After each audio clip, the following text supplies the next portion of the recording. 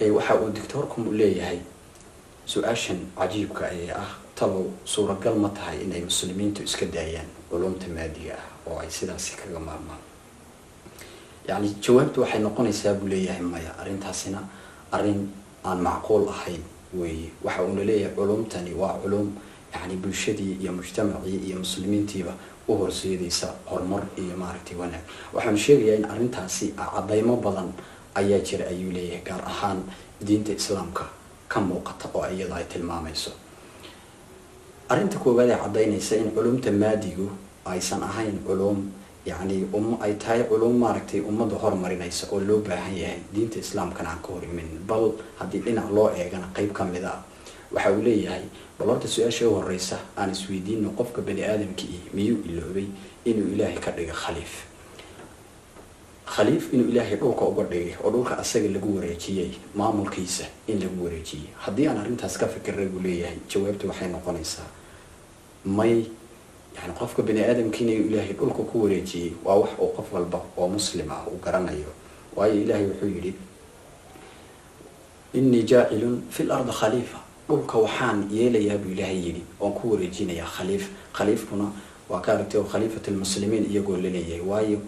نبي بوس كيسي أي ضدك أوكلين قفك مسؤولك هنا وقف ضدك لان مسؤولك سيدو كور مري لها دنكي ديني دنكي نولولي لما سيدو كور مري لها لغربو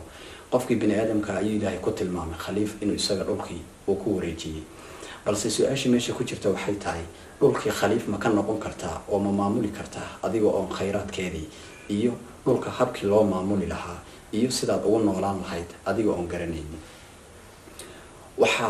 maaragtay xaqiiqo ah ayuu leeyahay oo aysan shaki ku jirin qofka dhulka khaliif looga dhigay ee lagu wareejiyay kow inuu garanayo rabbigii iyo sidii uu caabudaya rabbigii sidoo kale in uu garanayo dabeecada dhulka uu ilaahay ku noolaynayo dabeecadiisa inuu bartay dhulkaasi khaliif looga dhigay ee ku noolaanayo inuu dabeecadiisa garanayo sidoo kale inuu garanayo sidee uga faa'iideysan lahaa ama se khayraadka dhulkan ku jira iyo habkii uu noolaan lahaa si uu ilaahay uga caabudo waxa quraanka alla ku yiri huwa anshaakum min al-ardi wasta'marakum fiha dhulka ayuu ilaahay markii uu horeysay idinka abuuray iyada ayuuna idinku camiray taas oo cadayn oo ah ayuu leeyahay doctorku inuu qofku dhulka mas'uul asagu ka yahay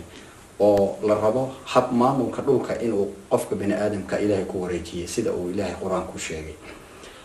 nabi aadamna markuu ilaahay abuuray ilaahay uu weyneeyay يعني قد عظموا إلهي سي ملائكتي ماركتي وحال أمري إني أسجودان نبي آدم ملائك سو جرتي وإلهي سو عاود جرتي وواحد بأسمينين أو تصبيح يوناك عبادة ماركتي كجرت بإلهي أمري إني النبي آدم أسجود وأرنا حجيبة وحال سويدين أباهم بولي دكتور قتلوا محي وأسجود ملائكته يعني إلهي قرآن وحق شيء وعلم آدم الأسماء كلها وصلبتي ولا شيء إلهي آدم وحبري أسماء أورن بإلهي بري النبي آدم بري ابن عباس مركا أفسيري آية وحول هاي إلهي وحبري أسماء أورن بورها جيدها بضة ماركتي يعني ضدك مقعيضة حيوانك وعلوم تاني وحوي علوم الطبيعة وعلومتي طبيعي جاهد حبك وبني آدم إنه أولك يكون نولاده ودولك إلهي كوريجيني نبي آدم وحو إلهي سي ساري أقونتي أوكي جيدي هدي تاي بدي هدي تاي بني آدم ومقعيضو دي هدي تاي يعني حبكي أوكي نولان لها علميقاس أيو إلهي سيي هدي دكتورك وحو لي لانك ملائكتا مركان نقاهنو ملائكتو أقونتا ميسان قرنيني وواتا تلي ما قرنينو إلهي أقرتيني سان قرنينين سيدا استرتي وحو لي علومتا النبي آدم إلهي بري ملائكته شقاكم على صوته أو ملائكته لو قمت رجالنا يقولك يدو خليفة النقطة أمسه أيكون نولاته ساسترتيب بالنبي آدم إلهي وبري وحقيقة أبو ليه هدي نبي آدم وحلا وفضل ليه أما ملائكته وجسد جود ليه أي تهاي صلاة يصون ذكري دعاء الله كعبسي أدي أي تهاي تاسي ملائكته أي نبي آدم وجه الرئيسي نبي آدم مرخا أم باب الله أبو ريبه هذا الملائكة مركاسي موسى كجبضيين ما أيسن نقطين وحي وسجودان بل سه علمك إلهي بري الله كعب يهوجان سنكي علومتي كلا إله وحي أقدري إن علومتي علوم الطبيعة إن إلهي بري أما بقولك علومتي كسب سنيد ما دام إلهي وترجع لين بقولك وكن ولا سيدا استرت النبي آدم علم الإله برماهين علم الشرع بس بل سه علم حياتي يروك لو نولان لها علوم كسابسا أي إلهي براي وأنا مد وقرآنك وعدينيو waxaa kaloo ka mid ah arinta labaad ee iyaduna cadaynaysa in culumta maadiga ay ka mid tahay culumtaasi bini aadamka horumarinaysa si guud gaar ahaan muslimiinta ay u baahan yihiin diintuna ay u gashay waxa uu Ilaahay yiri اليوم أكملت لكم دينكم وأتممت عليكم نعمتي ورضيت لكم الإسلام دينا دين مرك اللي يرى دنك شريعة الله يا ماركتي دينتو إلهي بعد مي قرآن كون على كل شيء بل سمرك يتهاي علومتي نلش ابن آدم كون ولاني وحو إلهي سنريهم آياتنا في الآفاق وفي أنفسهم يعني آياتها النجا أيام تصي نابو إلهي يري أدون كاس لقى تصيا عن بني آدم كنفتي سوى لقى تصيا وأنا من عضيني سين علومتا نلش أيسن عين مد حديدا أقونتي أختار كماني والبوسي هرمرتا أقونتي ماركتي إنجنير كماني والبوسي هرمرتا تير أقاله وسي هرمرتا يعني علومت بني آدم كبرني إيمان والبوح حرله أي الله صوصارة وأنا من قرآن كتب ماما إني تاي أقون وإلهي بني آدم كأدياري وماني بقي بني آدم كو أي أركيان taasina waa mid cadaynaysa in markii diin la yiraahdo iyo qaybtii sharciga in Ilaahay Nabi Maxamed oo nool dhameeyay balse culumtan kale inaysan ahayn culum dhamaatay oo maaragtay waliba mucjizooyin Ilaahay ay tahay in bini aadamku mar walba aqoon hor leh u gaaro waxa kaloo kamid ah tusaalaha ama waxyaabaha bini aadamku oo cadaynaya ama muslimiinta oo cadaynaya in culumtan ay tahay culum diinta aan ka baxsanayn masaa'il badan oo culumta shariicada kamid ah waxa uu leeyahay muslimiintu ama fuqahadu si fiican maanta ugama jawaabi karaan hadii aysan helin dad iyaguna aqoon u leh culumtaas maadiga ah tusaale ahaan dhakhtarka maanta xubnaha la beeraa xubnaha la iska gooyaa yani waxyaabo badan oo waxa jira majaalkii dhakhtarka ku soo biiray sidaas darteedii marka uu ka jawaabayo caalimka muslimka waxa la rabaa in uu helo عالم كله وماركتي مسلم أو تخصص ولا دكتورك يا علوم تن سيد وحوجه ويديو أو علم الشريعة يا علوم تمادية ماركتي اللي يسوق سول قوي أما الشيخ هو أركو ماشى أو حبك أو حصل الله أما علوم تاني أو شقيسو سيد مركز جوابته ماركتي صحراء وجبحيه سيد أسترتيد مسلمين تو وحكلو كم يد علوم تنقاله كله وحي حارنا وحي ماركتي حلال